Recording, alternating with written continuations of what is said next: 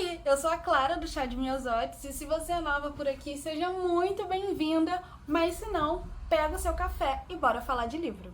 Inclusive, quando eu falo isso, eu deveria estar com um café na mão, né, pra criar um ambiente e tal, apesar que eu não bebo café, então deveria ser um chá.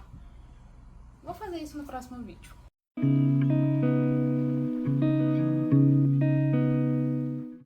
Eu tava limpando a minha estante e aí eu comecei a folhear alguns livros. Eu gosto desse movimento porque eu sinto que eu tô revisitando uma versão minha do passado. E conversa muito com o que eu tava sentindo na época. Então toda vez que eu tô limpando a minha estante, que eu tenho esse costume, né, de limpar a estante e aí pegar e perder um tempo ali lendo os livros, relendo algumas passagens, eu sinto que eu tô me conectando com pensamentos que eu tive em outras leituras que eu provavelmente não teria agora. E aí eu sinto que eu tô quase numa leitura coletiva comigo mesmo, porque eu tô revisitando alguns pensamentos que eu já tive. Inclusive, se você não escreve em livros, mas quer começar ou tem receio e quer experimentar esse movimento de ter uma conversa com o seu eu do passado, eu recomendo muito que você comece marcando com post-it e escrevendo a lápis mesmo, porque amanhã ou depois, se você desistir dessa ideia, é só você ir lá, arrancar o post-it e apagar. Nesse momento nostálgico de estar lá, olhando o que eu escrevi no livro, eu me deparei com algumas passagens de livros que me fizeram chorar. Em sua maioria são livros 5 estrelas, né? Porque se eu choro no livro é porque ele tocou a minha alma. Eu falei, toma, leva toda a minha avaliação, toma um coraçãozinho aí pra você também, entendeu? Você agora está nos melhores livros que eu li na minha vida. E aí eu tive a ideia de fazer esse vídeo justamente para apresentar alguns deles para vocês. E aí eu vou começar com um livro que é super nostálgico para mim, que é O Sonho do Tigre, que é o último livro da série principal e ele se passa depois de todos os acontecimentos dos livros anteriores de A Maldição do Tigre. Só que o protagonista desse livro é o Kishan.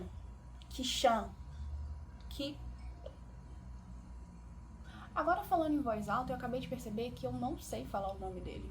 Mas o ponto é, ele é o irmão do príncipe da trama principal.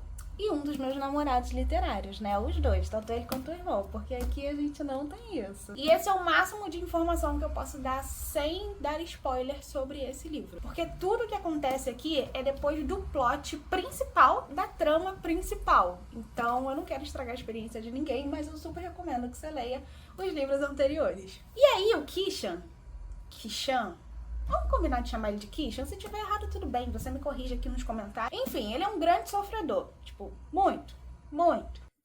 Eu até entendo ele, mas ele tem uma melancolia meio de Jacob do Crepúsculo, sabe? Que fica sofrendo lá pela Bella e tal. Ele tem essa vibe, eles poderiam ser melhores amigos, inclusive. E aí ele fica um pouco chato no livro, tu fica tipo, ai cara, dá o protagonismo pra outra pessoa que poderia estar aproveitando melhor tudo o que ele recebeu aqui no livro. Mas assim, voltando, eu não posso entrar em detalhes, senão eu vou dar spoiler sobre o plot principal. E apesar dos pesares de estar aqui julgando ele a beça, eu entendo, porque no lugar dele eu estaria do mesmo jeito, entendeu? Mas como não sou eu tô aqui julgando ele. Porque ele fica se prendendo ao passado, sabe? Em vez de olhar pra frente, tipo, a minha vida agora é essa, eu tenho que olhar pra frente, o que que eu tenho de possibilidade? Não, ele fica lá nas lamúrias dele e se prendendo a tudo que ele passou, então ele não consegue seguir em frente. E aí ele fica super chato. Juro, dá vontade de dar uma sacudida nele, tipo, filho, segue! E aí você fica, claro, até agora você só falou mal do protagonista do livro. Como é que esse livro te fez chorar?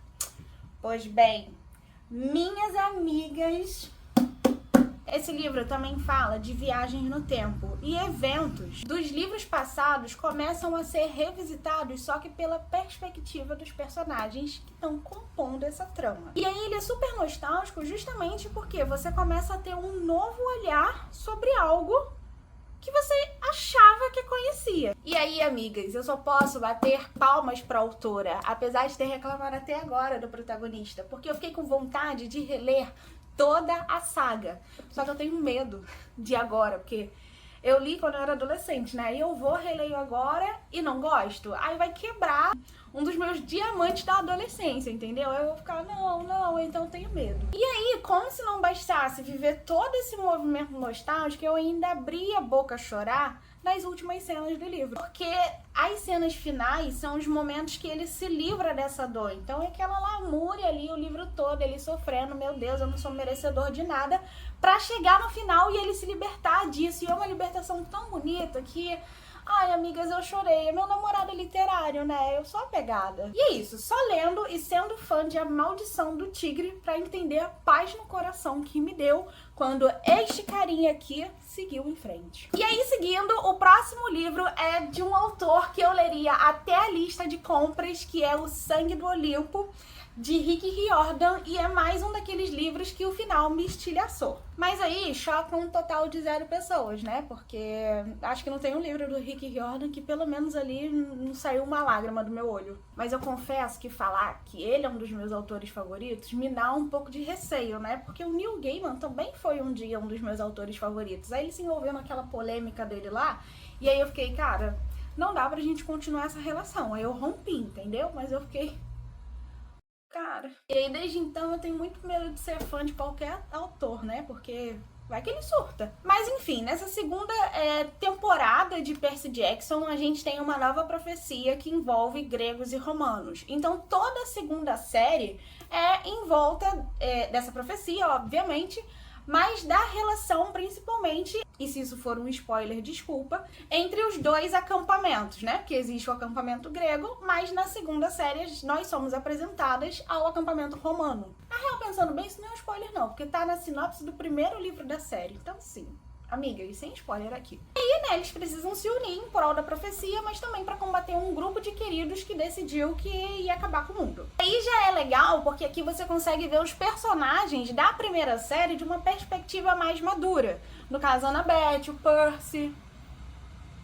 Na real, o Percy nem tanto, né? Porque ele é o que é, imaturo daquele jeito, enfim, filho de Poseidon.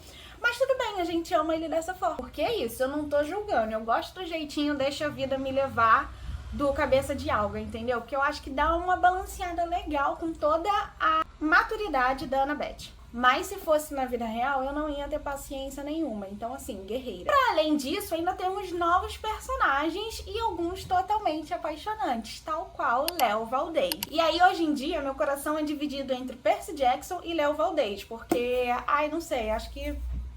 sabe? Mas tudo bem, porque como eu falei aqui, a gente não tem problema com isso. E aí, o legal dessa série é que apesar dela ter toda uma fluidez que assim, você senta pra ler e você fica tão envolvido na história que você não percebe o tempo passar.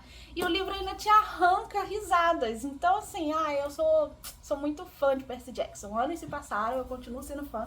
Demorei 10 anos pra terminar essa série e ainda assim eu poderia começar a reler agora. Inclusive, pensando seriamente em fazer uma maratona de Percy Jackson no Clube de Miosote. E se você ainda não conhece, eu tenho um clube de fantasia e romance presencial aqui no Rio de Janeiro, então eu te convido a conhecer as redes sociais do clube para você ficar por dentro do que a gente tem aprontado por lá. E tal qual todos os livros do Rick Riordan, a cena final dele é uma grande batalha. E sem spoiler, né? Porque já é padrão do autor. Inclusive, tá na profecia do primeiro livro que vai ter uma batalha final. Então, assim, sem spoiler. Tem tanta coisa acontecendo nesse livro que, se eu estivesse na batalha, esquece, eu não estaria na batalha, porque eu ia na primeira oportunidade, entendeu? Por mim, não, mas porque tu não sabe pra onde olhar, garota, porque tem tanta coisa acontecendo que tu, tipo, tá um grupo ali lutando, tá outro grupo ali lutando, e você fica, meu Deus, meu Deus. E todas as batalhas são ápices de desenvolvimento dos personagens, então tu fica, ai, olha só, que menino crescido. Tu já fica mexida com isso tudo, né? Mas tem especificamente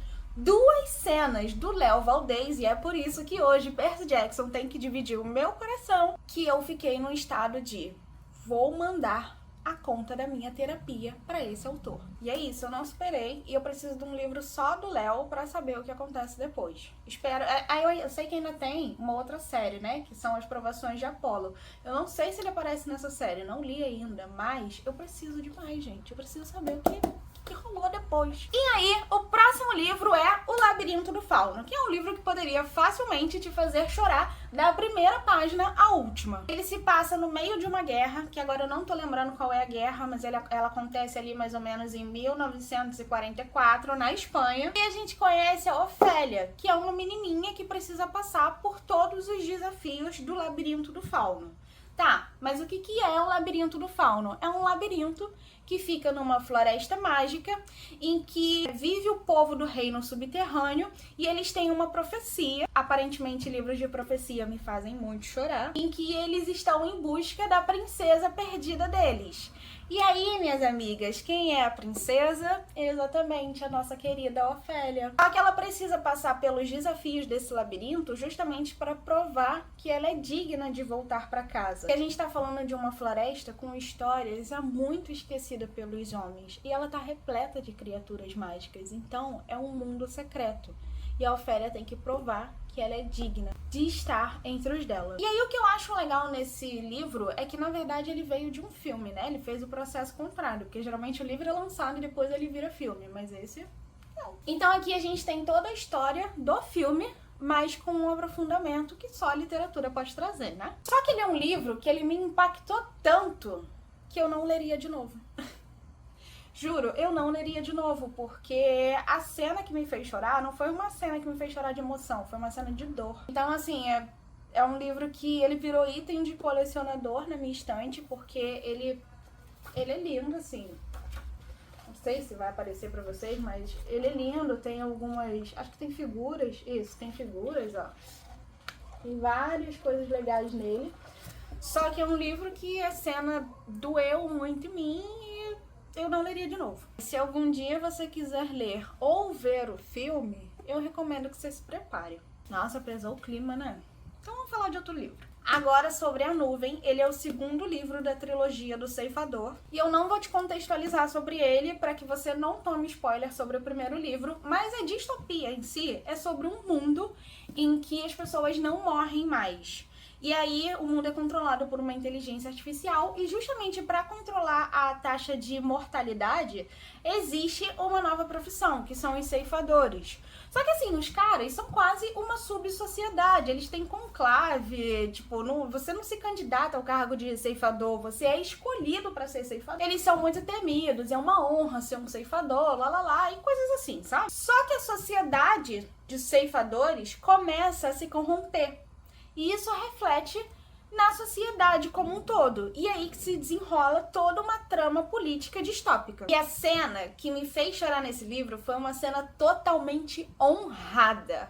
Daquelas que toca a trilha sonora de herói, sabe? E aí o pensamento que fica na sua cabeça é: quem sabe ser líder sabe. E aí é uma cena que acontece quando as extremidades políticas já estão se colidindo, e aí quem não deveria estar sendo injustiçado, mas tudo bem, porque não há mentira que perdure tempo demais. E aí a única coisa que eu posso dizer é: leiam Ceifador, se apaixonem e voltem aqui nos comentários pra me dizer o que vocês acharam, viu? Porque é uma indicação que eu tenho certeza que vocês não vão se arrepender. E o último livro dessa lista, que na verdade são os últimos, são 3 livros da série de vilões da Disney, que é Malévola, a Rainha do Mal, Mamãe Bruxa, que conta a história da Mamãe Gothel, da Rapunzel, e As Irmãs Esquisitas, que são personagens originais dessa trama. Caso você não saiba, é uma série que tem muitos livros e todos eles contam o passado dos vilões da Disney. Então começa com a Rainha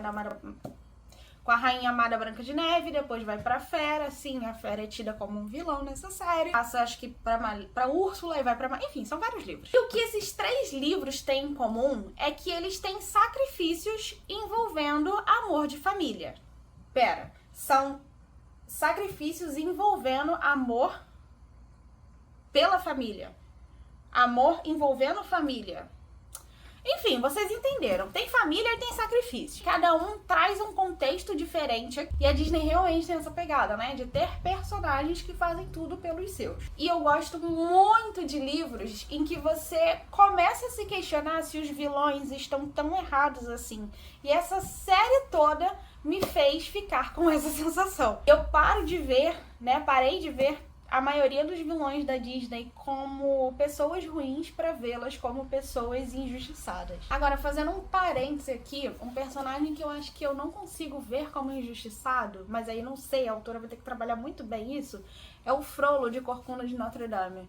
porque existe uma teoria de que ele faz as coisas porque ele acredita que ele tá fazendo em nome de Deus. E esse é um personagem muito complexo, assim, eu não consigo enxergar ele como injustiçado. Independente de religião, de qualquer coisa, o que ele faz é muito ruim. Mas isso aí é um assunto para um outro vídeo, porque eu poderia fazer um vídeo só falando sobre isso. E é isso, amigas. Eu espero que vocês tenham gostado desse papo e ficado com vontade de ler alguns desses livros.